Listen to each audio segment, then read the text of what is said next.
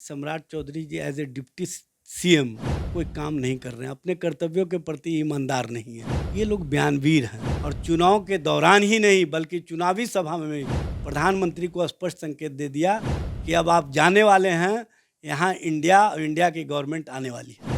NDA की सरकार थी, यहाँ नौजवान नौकरी और रोजगार के बारे में सोचना बंद कर दिया था।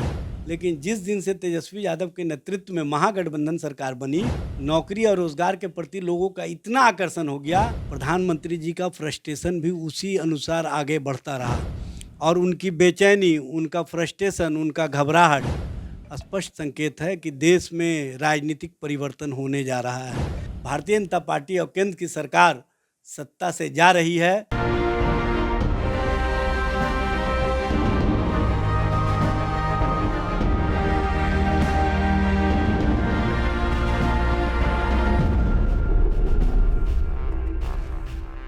नमस्कार, आप देख रहे हैं कैपिटल टीवी बिहार। आपके साथ मैं हूं दिव्या। लोकसभा चुनाव को लेकर के जो है 1 जून को इस पर वोटिंग हुई, वहीं कल यानी कि 4 जून को रिजल्ट सामने आएगा और रिजल्ट आने के बाद ये पता चल जाएगा कि एक बार फिर से देश में किसकी सरकार बनने जा रही है।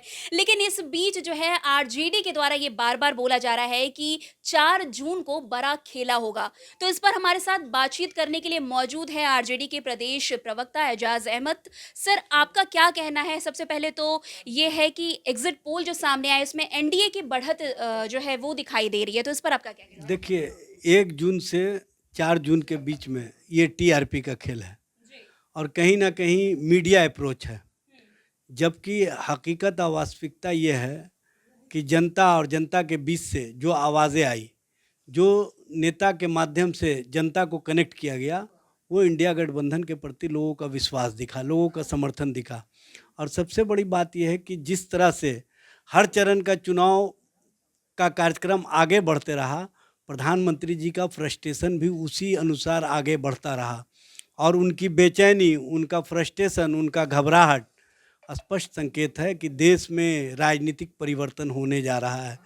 देश की जनता बदलाव के मूड में थी, ये हर चरणों के चुनाव में दिखा और 3 चरण के चुनाव के बाद प्रधानमंत्री जी ने जिस तरह की भाषा इस्तेमाल किया, जिस तरह से उन्होंने भरम और धर्म की राजनीति शुरू की, ये स्पष्ट संकेत है कि वो पूरी तरह से जनता के बीच जो उन्होंने स्वयं आकलन किया, उनको लगा कि जनता ने हमारी स्वीकार्यता समाप्त कर दी है, हमारे प्रति जनता का आकर्षण नहीं है।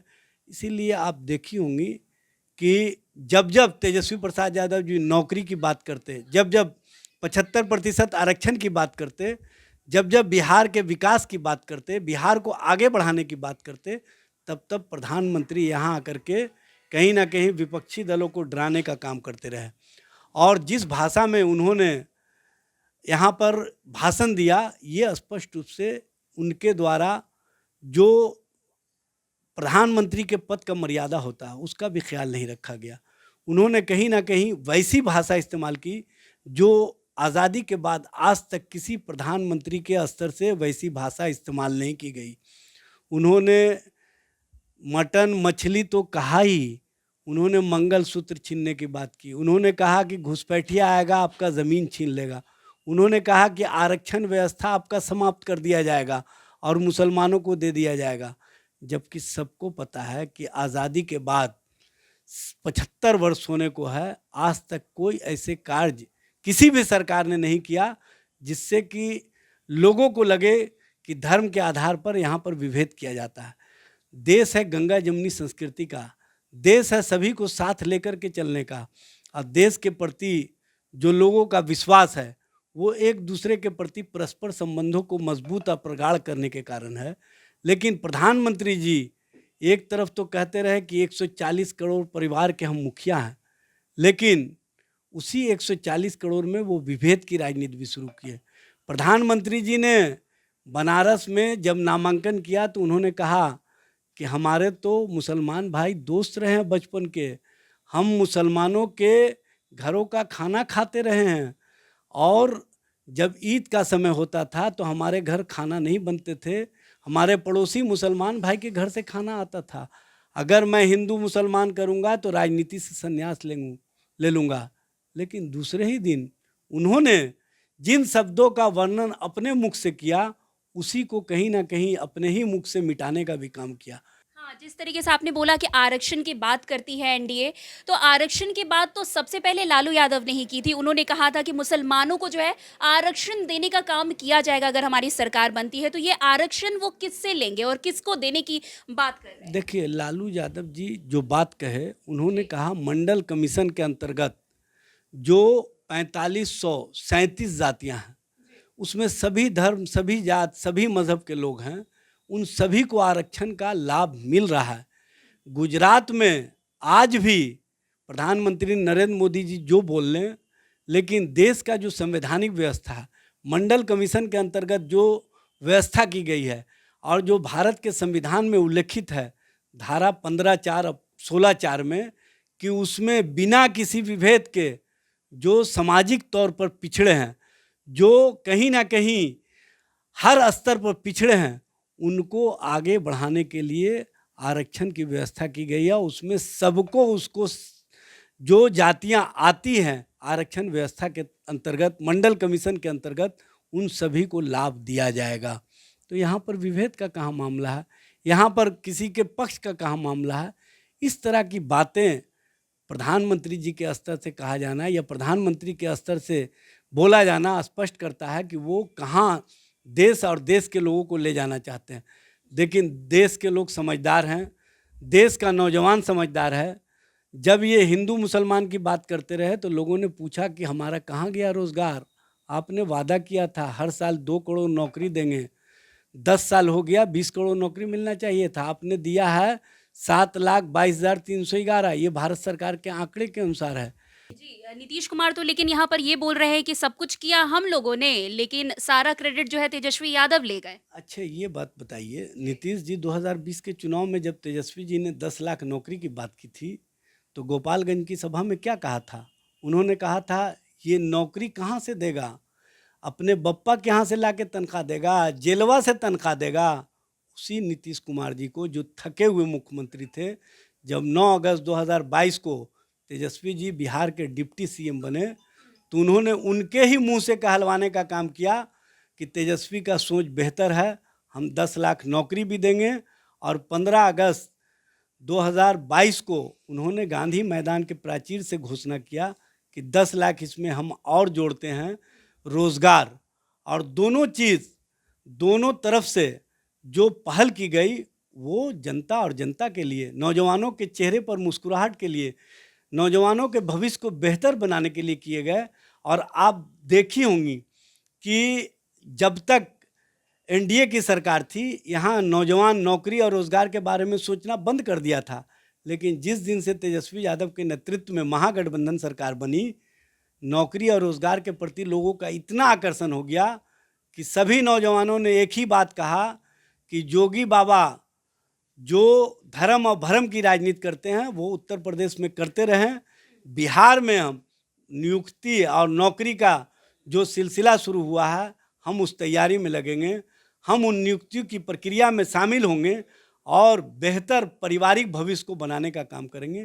तो ये हमने सोच बदला, और जब सोच बदला तो देश का मिजाज भी बदला है। और देश के अंदर जब चुनाव हुआ तो लोगों ने स्पष्ट संकेत दिया कि हमको वैसा नेतृत्व करता चाहिए जो तेजस्वी जैसा नौकरी देने वाला हो, तेजस्वी जैसा विकास की श्रेणी में लाने वाला हो, तेजस्वी जैसा 75% आरक्षण की व्यवस्था को लागू करने वाला हो। और तेजस्वी जी के प्रोग्रेसिव सोच को, सकारात्मक दिशा में जो उन्होंने सोच बनाया, उस सोच को सभी ने स्वीकार किया और देश स्तर पर बिहार ने संदेश दिया, उस संदेश को देश ने भी स्वीकारा। इसी कारण भारतीय जनता पार्टी और केंद्र की सरकार सत्ता से जा रही है। नौजवानों के रोजगार मांगने पर इनके पास कोई जवाब नहीं होता था, महिलाओं के सम्मान के मामले पर इनके पास कोई जवाब नहीं होता था, महिला खिलाड़ियों के साथ किस तरह का व्यवहार हुआ, उनके साथ यौनाचार की घटनाएं करने वाले ब्रिजभूषण शरण सिंह को तो टिकट नहीं दिए, लेकिन उनके पुत्र को टिकट दिया, तो महिलाओं ने अपना अपमान समझा और महिलाओं ने उसका बदला लिया। गरीबों को और गरीब बनाने की जो इनकी नीतियां थी, उस नीतियों का पर्दाफाश हुआ।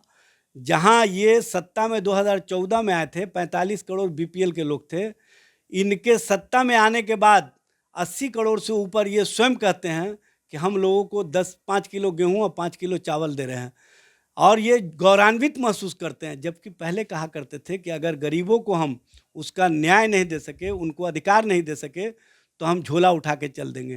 लेकिन अफसोस की बात है कि उन्होंने झोला तो नहीं उठाया, 80 करोड़ जनता के हाथ में अपने फोटो वाला झोला थमा दिया। ये है नरेंद्र मोदी की नीतियाँ। हम दो हमारे दो की नीतियाँ चला करके इन्होंने गरीबों को और गरीब बनाया, और ये स्वयं कहते हैं कि 25 करोड़ लोगों को हमने गरीबी रेखा से बाहर निकाला। तो 140 करोड़ देश की जनसंख्या, उसमें 80 करोड़ अभी बीपीएल के अंतर्गत लोग आते हैं, 25 करोड़ को आपने बाहर निकाल दिया। तो 1 अरब 5 करोड़ लोग जिस देश में गरीबी रेखा से नीचे जी रहे हों, उस देश की क्या स्थिति बना दिया है इन्होंने, और उस देश में किस तरह की स्थिति या परिस्थितियाँ खड़ी कर दी है।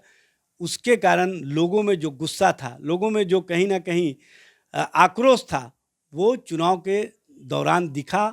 और चुनाव के दौरान ही नहीं बल्कि चुनावी सभा में प्रधानमंत्री को स्पष्ट संकेत दे दिया कि अब आप जाने वाले हैं, यहाँ इंडिया और इंडिया की गवर्नमेंट आने वाली है। लेकिन सम्राट चौधरी का इस पर कहना है कि 40 की 40 सीटें जो हैं बिहार में बीजेपी की बनती हुई दिख रही है और देखिए जीतेगी। देखिए ऐसे भी सम्राट चौधरी जी एज ए डिप्टी सीएम कोई काम नहीं कर रहे हैं, अपने कर्तव्यों के प्रति ईमानदार नहीं है। ये लोग बयानवीर हैं, और कहीं ना कहीं भारतीय जनता पार्टी को चाहिए था कि इन लोगों को प्रवक्ता की हैसियत से ही रखते हैं, विजय सिन्हा को और सम्राट चौधरी को। चूँकि इन लोग प्रवक्ता से ज़्यादा कोई काम नहीं कर पाएंगे, और इन लोगों के पास प्रवक्ता में भी वो जो सबसे गंदे शब्दों का इस्तेमाल करने वाला प्रवक्ता होता है, वो प्रवक्ता के तौर पर ये सुशोभित होते। चूँकि इनके पास ना तो कोई राजनीतिक ज्ञान है, और ना अपने कर्तव्यों के प्रति ईमानदारी का कोई सोच है, और ना ही ये जनता और जनता के हितों के लिए कोई काम कर सकते हैं। इसीलिए ये लोग ऐसे बयान दे करके अपने आप को बनाए रखना चाहते हैं। और नरेंद्र मोदी जी भी ऐसे ही लोगों को पसंद करते हैं।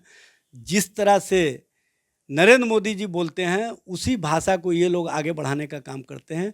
इसी कारण ये नरेंद्र मोदी के पसंदीदा लोगों में से हैं। लेकिन बिहार की जनता ऐसे लोगों को ना पहले स्वीकार की है, ना आगे स्वीकार करेगी। जी, ये थे हमारे साथ एजाज अहमद। इनका साफ कहना है कि इस बार जो है एनडीए की सरकार वो नहीं बनेगी। इनकी सरकार यानी कि इंडिया गठबंधन की सरकार ही इस बार बनने वाली है। अगर इंडिया गठबंधन की सरकार जो है बनेगी तो वो जो कार्य एनडीए के द्वारा नहीं किया गया है, खास करके महिलाओं, रोजगार, उनकी सरकार के बनते ही वो चीज़ किया जाएगा। तो फिलहाल इस खबर में बस इतना ही। अन्य खबरों के लिए हमारे साथ ऐसे आगे बने रहे और देखते रहिए। तब तक के लिए कैपिटल टीवी बिहार। धन्यवाद।